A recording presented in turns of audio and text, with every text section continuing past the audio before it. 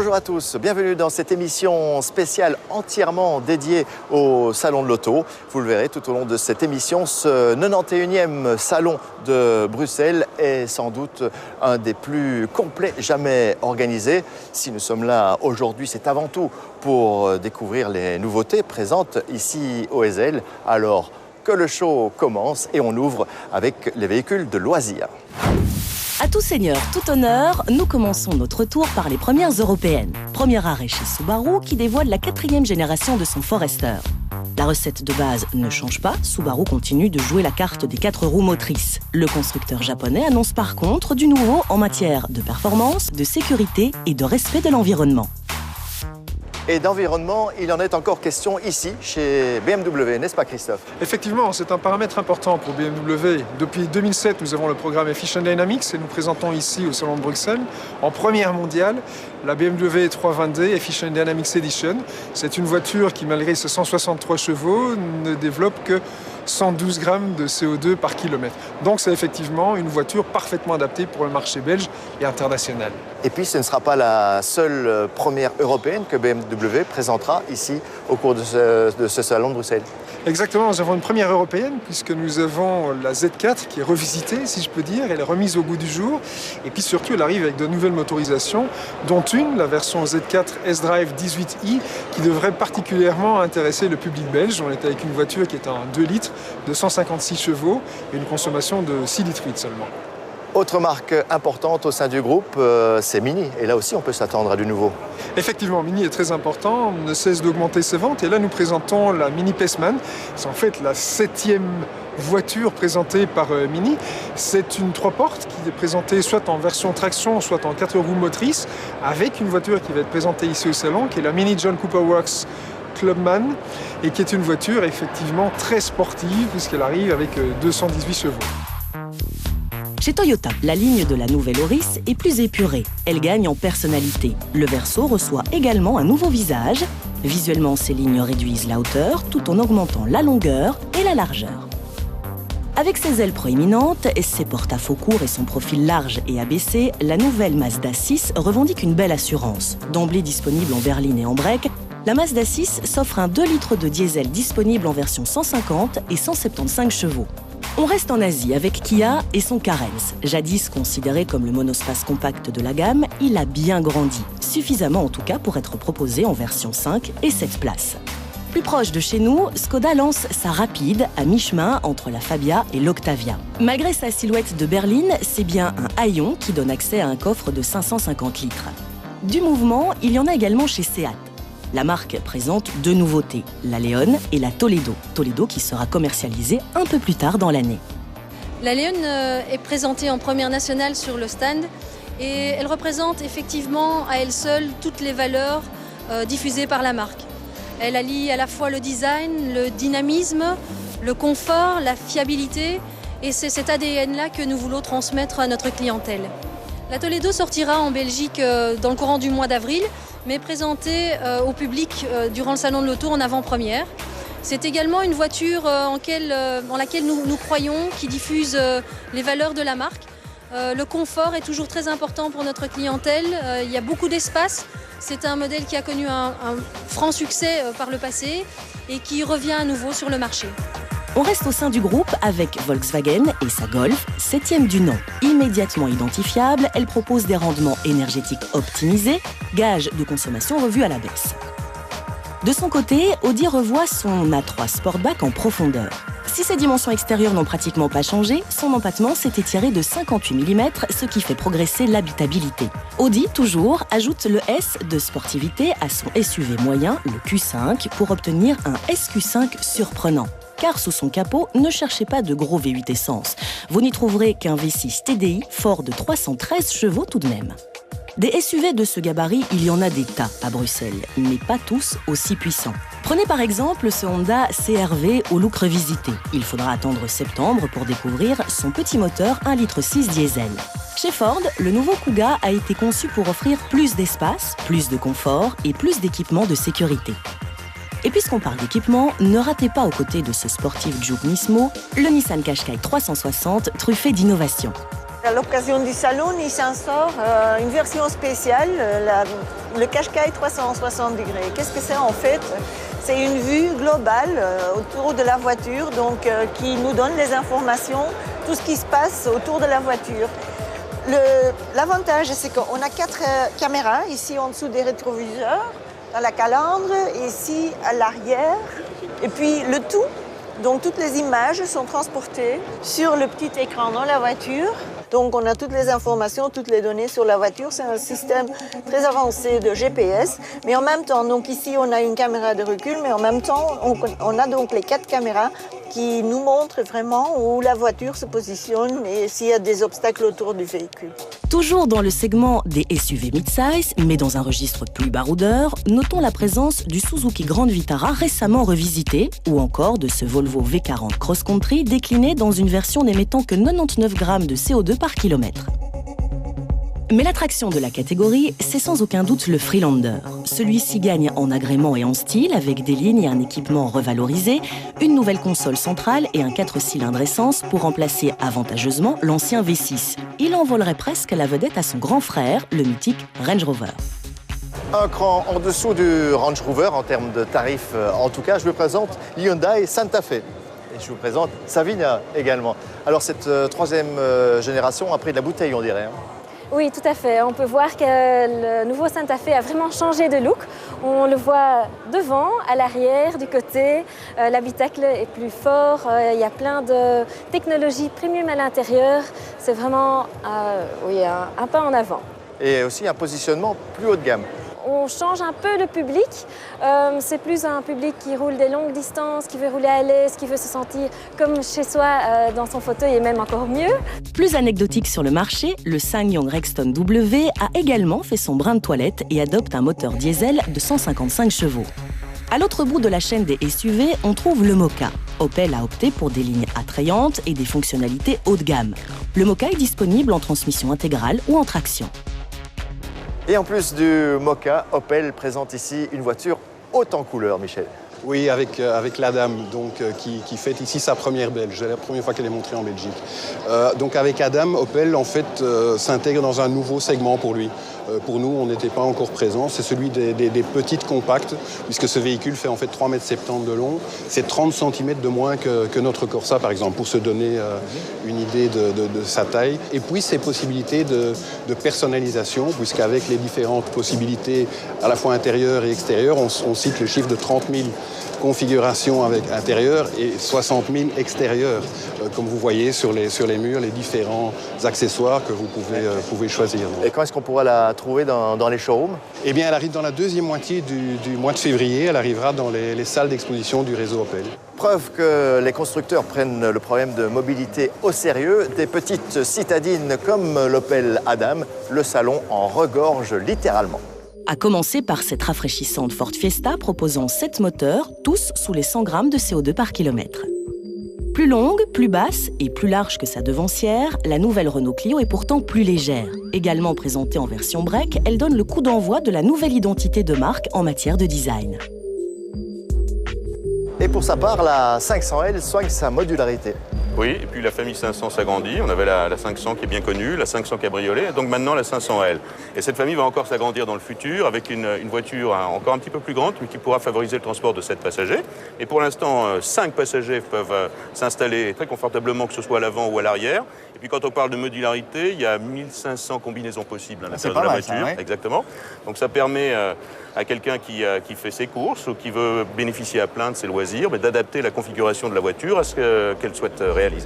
Les Asiatiques ne sont pas en reste non plus. La preuve chez Mitsubishi, avec celle qui aurait dû s'appeler Mirage, mais qui portera finalement le nom de Space Star. Sa mécanique essence est annoncée particulièrement sobre, comme son habitacle simple, mais capable d'accueillir 5 occupants. Chez Hyundai, la i30 3 portes profite d'une présentation jeune et des mêmes motorisations que les nouvelles i30 5 portes et Wagon.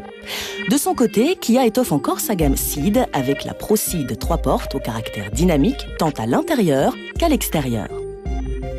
On revient en Europe avec une bonne dose de peps grâce à cette Peugeot 208 GTI dotée d'un moteur turbo-essence de 200 chevaux.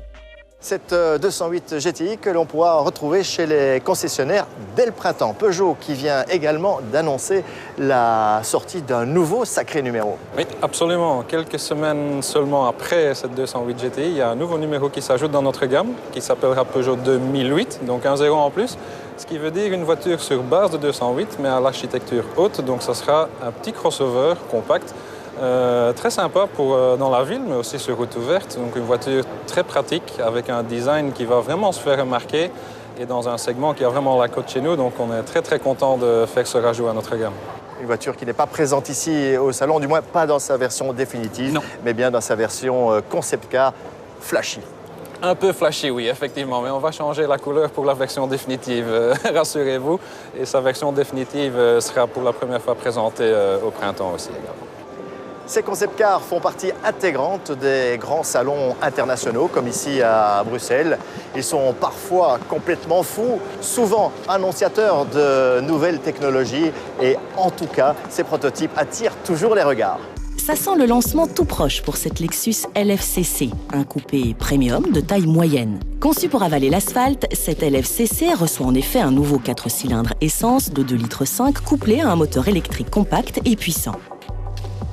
Probablement encore plus proche de la réalité, ce concept actif Tourer, la première traction de BMW, est un plug-in hybride doté d'un moteur de 190 chevaux. BMW présente également le module technique du concept BMW i3, un véhicule urbain électrique prévu pour fin 2013. Toutefois, ne l'oublions pas, les prototypes annoncent aussi souvent un avenir lointain, très lointain. Avec le Terra, Nissan ouvre la voie au SUV zéro émission grâce à sa technologie de pile à combustible et ses moteurs électriques répartissant le couple aux 4 roues. On descend de quelques étages avec la Smart ED, ici en version Brabus, dont la commercialisation commence pas plus tard que maintenant. Et en termes d'écologie, le groupe Fiat en connaît un bon bout puisque pour la 5e année consécutive, Fiat a été élue la marque la plus écologique d'Europe. Aujourd'hui, en matière de technologie propre, c'est surtout la technologie hybride qui a la cote, sûrement parce qu'elle permet un rayon d'action beaucoup plus important que l'électrique pure. La Volkswagen Jetta hybride débarque chez nous avec son 4 cylindres essence 1,4 litre TSI, son moteur électrique et sa boîte DSG à 7 rapports. Premier hybride diesel rechargeable du marché, le Volvo V60 plug-in hybride dispose d'une puissance combinée pouvant atteindre 280 chevaux, mais ne rejette que 48 grammes de CO2 par kilomètre. Quant à cette Mercedes classe E Break BlueTech hybride, aussi disponible en berline, elle revendique le niveau de puissance d'un V6, mais ne rejette que 116 grammes de CO2 par kilomètre. Et nous restons sur le stand Mercedes après avoir initié le concept coupé 4 portes avec la CLS. Mercedes présente à présent la CLS Shooting Brake, sorte de croisement entre un break et un coupé. Alors ça peut paraître un petit peu surprenant, voire même extravagant à l'image de ce qui suit. Jaguar expose 2 nouveautés majeures au Ezel.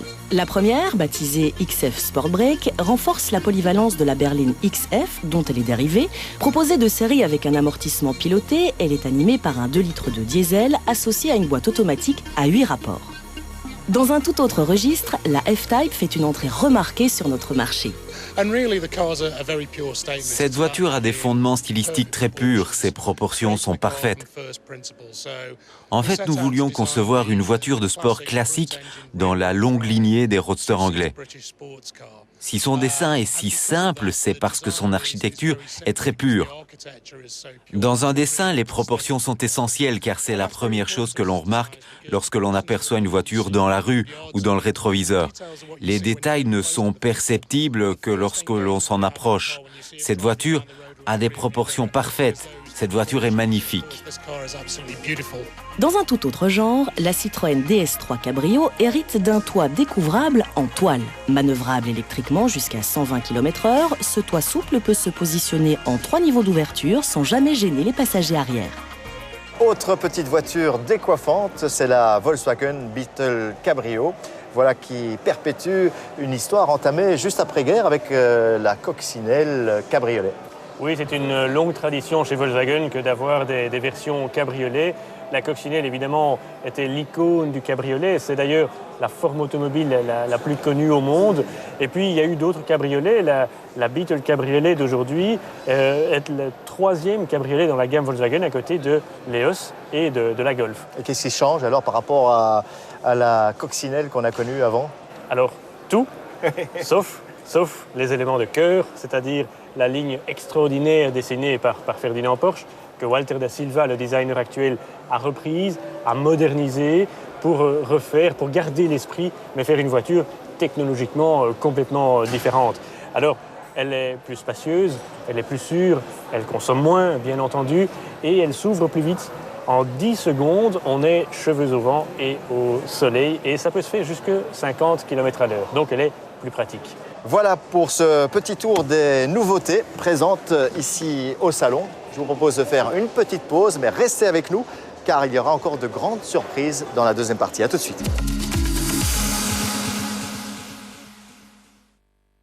Clairement, dans la première partie de cette émission, nous avons vu les nombreuses nouveautés en termes de véhicules de loisirs.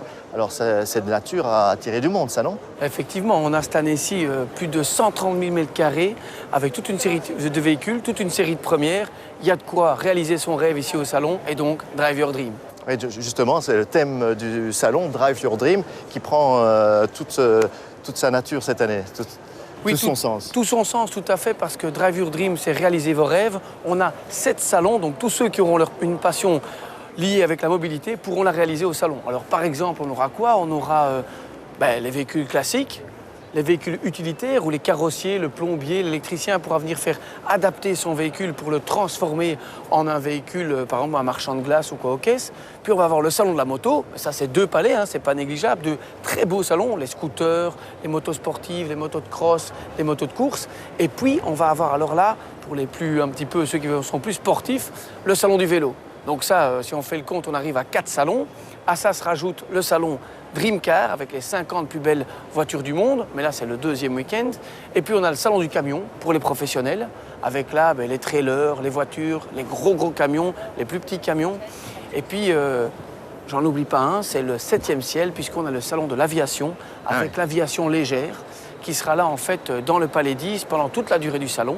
Et on peut y voir les petits hélicoptères, les petits planeurs, les petits avions. Et c'est abordable, parce qu'on a aussi des écoles pour apprendre à voler. Tout un programme alors. Et côté animation, là aussi vous avez mis des petits plats dans les grands. Alors là oui, ça c'est génial. On a la grande piste 4x4. C'est une des plus grandes du monde que l'on a ici au salon. On a la piste électrique. Et puis dans les palais moto, on a un stunt show. Fred Crosset qui va nous faire lui des jumps à 10 mètres de haut avec des backflips et toute une démonstration de trial. Tous les jours, 3 fois par jour. Et puis on a la Crazy Ball, cette fameuse boule en métal où on voit 3 ou 4 motos qui évoluent en même temps dans la boule. Non. Au niveau spectacle, à part les premières, on a vraiment des shows au salon et j'espère que le public s'y régalera. Plus complexe que ça, c'est difficile. En tout cas, les visiteurs en auront pour leur argent. Alors, je vous propose à présent de bien charger les accus avec les utilitaires légers, enfin du moins les dernières nouveautés en la matière. Ne quittons pas trop vite le stand Citroën. Ce shuttle futuriste et hybride peut accueillir jusqu'à 9 personnes avec un habitacle facilement modulable. Revenons quand même à 2013 avec ce Peugeot Partner électrique également présenté à l'état de prototype. Un prototype qui devrait toutefois intégrer les catalogues dès ce printemps comme son cousin, le Berlingo électrique. Même segment, même sort, mais probablement un peu plus tard dans l'année, pour ce concept Nissan INV200 qui pourra atteindre 80% de sa capacité de charge en seulement 30 minutes. À Bruxelles, les fourgonnettes sont décidément à la fête. Commercialisé il y a quelques semaines à peine, le Mercedes-Benz Citan constitue le chaînon manquant de la gamme à l'étoile. Avec le Citan, nous entrons dans le segment des city vans ou des véhicules de livraison urbains. C'est pour nous nouveau, mais c'est un segment en croissance qui compte entre-temps plus de 40 000 unités, donc c'est quand même important d'y être présent. D'ailleurs, ça complète le gamme totale de véhicules utilitaires légers de Mercedes-Benz. Il est disponible en 3 longueurs et en 2 versions, c'est-à-dire la fourgonnette et le combi au crew-bus pour le transport des personnes. Je peux aussi dire que le Citan peut être équipé avec une des 3 moteurs diesel allant de 75 à 100 110 chevaux et aussi avec un moteur essence de 114 chevaux. Plus abordable, ce Dacia Docker Van contribue quant à lui à la percée de la marque roumaine depuis mi-2012. Parmi ces petites camionnettes, la plus grande est signée Fiat. Ce Doblo XL peut offrir plus de 5 mètres cubes de chargement, une version mouse costaud en quelque sorte. Une catégorie au-dessus, le Transit Custom est venu tout récemment s'immiscer dans la gamme utilitaire de Ford, avec à la clé le prestigieux titre de Van of the Year 2013. Le Transit Custom, c'est le premier produit d'une nouvelle génération d'utilitaires chez Ford en Europe. Pour commencer, il a gagné le prix de Van of the Year international, donc c'est très prometteur. Deuxièmement, il a eu 5 étoiles Euro NCAP, c'est le premier fourgon qui a 5 étoiles, donc c'est également très prometteur. C'est un nouveau style de petit utilitaire, différent de ce qu'on va voir avec le tout grand, un peu plus costaud. Donc ici, beaucoup plus stylé pour aussi attirer pas seulement les gens vraiment utilitaires, mais aussi le particulier, les petites entreprises, etc. Pour sa part, Volkswagen propose un nouveau retour vers le futur avec un concept qui aurait pu inspirer le monde du cinéma, son nom, E.T. Animé d'un moteur électrique et imaginé sur la base d'un transporteur, ce véhicule de recherche peut rouler de manière semi-automatique sur commande. Soit le véhicule suit le livreur de maison à maison à pas d'homme, soit il le rejoint sur commande. Dans les deux cas, personne n'est derrière le volant. Une chose est sûre, il n'est pas prêt de circuler dans nos rues. Pas comme ce gros cube, le Fuso Canter Eco hybride, présenté en première belge. Il permettrait une économie de carburant jusqu'à 23% sous le niveau du diesel traditionnel. Mais vous connaissez l'adage, tout ce qui est petit est mignon. Et Mini, oui, vous avez bien entendu, Mini, le prouve avec ce Club Van. Et comme dans Moteur, nous aimons l'originalité, nous ne résistons pas à la tentation de vous montrer cette Miaou. Petit utilitaire électrique aux allures de gadget. Et en matière de gadget, Didier en connaît un rayon. Je vous propose de faire une petite parenthèse dans le monde des 4 roues pour passer de plein pied, enfin si je peux me permettre, dans celui des 2 roues. Et vous savez que j'aime ça. Alors c'est le moment de découvrir les dernières nouveautés dans le monde de la moto. Et on attaque avec les trails. Reine incontestée du segment depuis de nombreuses années, la BMW R1200 GS fait sa révolution au niveau du moteur. Le bicylindre à plat adopte un refroidissement liquide pour mieux évacuer la chaleur. Résultat, une puissance qui passe de 110 à 125 chevaux et un couple moteur encore plus disponible. De son côté, Suzuki revient sur le segment du trail avec la V-Strom 1000. Présentée sous forme de concept, elle débouchera sur une version de série dans le courant de cette année. Autre retour remarqué, celui d'Aprilia avec sa Caponor 1200. Son moteur bicylindre en V est celui de la turbulente Dorso Duro, mais adapté à un usage plus polyvalent. Enfin, KTM fait évoluer sa 1190 Adventure vers une utilisation plus routière avec quelques chevaux supplémentaires. Un anniversaire, ça se fête dignement et c'est le cas ici chez Harley-Davidson. Alors au moment de souffler ces 110 bougies, le spécialiste des customs propose 9 modèles spécialement équipés pour l'occasion. Alors évidemment, il n'y a pas des événements comme ça sur tous les stands, mais de nombreux autres customs sont présents ici sur le salon. Taillée pour la balade, la nouvelle Suzuki C1500T se la joue mauvais garçon avec sa couleur noir mat. Équipée d'un grand pare-brise et de valises intégrées, elle est prête à partir en week-end à condition de maîtriser ses 360 kg. Gros gabarit également pour la moto Guzzi California qui, plus de 40 ans après sa naissance, revient avec une version 1400 cm3, la plus grosse cylindrée jamais produite par la marque italienne. Je ne sais pas ce que vous en pensez, mais à ce qu'on dit, il est plutôt réussi ce scooter. Le Suzuki Burkman 650 profite d'un lifting pour revoir son instrumentation et adopter un témoin d'éco-conduite. Le constructeur affirme également avoir réduit la consommation de 15% en travaillant sur la transmission et le moteur. Comme les voitures, les scooters se mettent à l'électrique, à l'instar du nouveau Sim Iverid, capable de parcourir 50 km avant de devoir recharger sa batterie. Côté italien, Piaggio concentre son actualité sur le X10, disponible en 125 et 350 cm3. Quant à Vespa, la 946 présentée jusqu'ici sous forme de prototype, prend aujourd'hui le chemin des showrooms avec son moteur de 125 cm3. Restons dans des solutions de mobilité traditionnelles avec quelques routières. Honda décline sa nouvelle CB500 en 3 versions à la personnalité distincte. Le Sport avec la CB500R, le Roadster avec la CB500F et le Crossover avec la CB500X. Toujours chez Honda, la CB 1100 ravira les adeptes du style néo-rétro. Chez Yamaha, la FJR 1300 fait peau neuve et voit sa puissance passer à 148 chevaux, alors que la XJ6 diversion bénéficie d'un léger facelift. Kawasaki assure la succession de la Z750 en commercialisant la Z800. Motorisation peaufinée, partie cycle améliorée, la Z800 a la lourde tâche de faire mieux que sa devancière.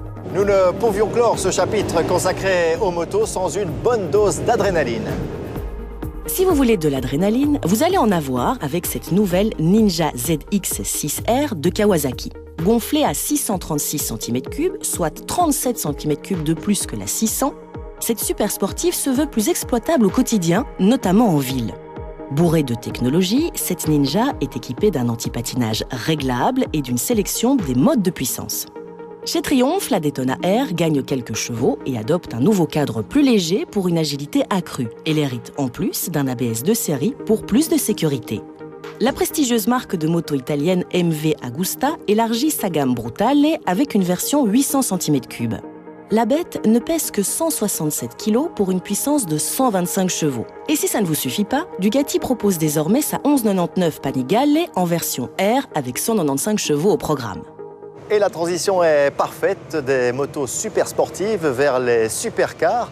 Le directeur général des salons nous le disait tout à l'heure, dès ce vendredi 18 janvier, le Paléon du salon revêtira son smoking pour le Dream Car for Wishes, un salon qui porte bien son nom. Et si celle-ci, celle-là ou encore celle-là ne vous suffisent pas assez chère, pas assez rare, pas assez folle, que votre envie de salon rime avec démesure, inaccessible ou horriblement cher, le salon Dream Car for Wishes pourra être là pour exaucer vos rêves les plus pervers. On y annonce en tout cas la venue de la moins flegmatique des Anglaises, l'Aston Vanquish de seconde génération et son V12 de 6 litres, d'une R8 V10+, dopée pour la bonne cause à 550 chevaux, de la dernière Fury de Sant'Agata Bolognaise, la Lamborghini Aventador, de la plus débridée des japonaises, la Lexus LFA, d'une furtive IGT électrique pas si furtive que ça, ou encore du nouveau Cayman de Porsche. Mais sera-t-il suffisamment cher pour vous plaire, pour conjurer la crise ou simplement zioter? Le salon Dream Cars for Wishes ouvre donc ses portes du 18 au 20 janvier. Il vous en coûtera 7 € de plus qu'une entrée normale au salon. Mais bon, allez, c'est pour la bonne cause, puisqu'une partie des bénéfices sera reversée à la fondation Make-A-Wish. Si en plus, c'est pour la bonne cause... Voilà, toute bonne chose a une fin, même cette émission spéciale. Le salon, quant à lui, vient d'ouvrir. Vous avez jusqu'au dimanche 20 janvier, 18h30, pour venir le découvrir. Alors, faites comme moi, profitez-en.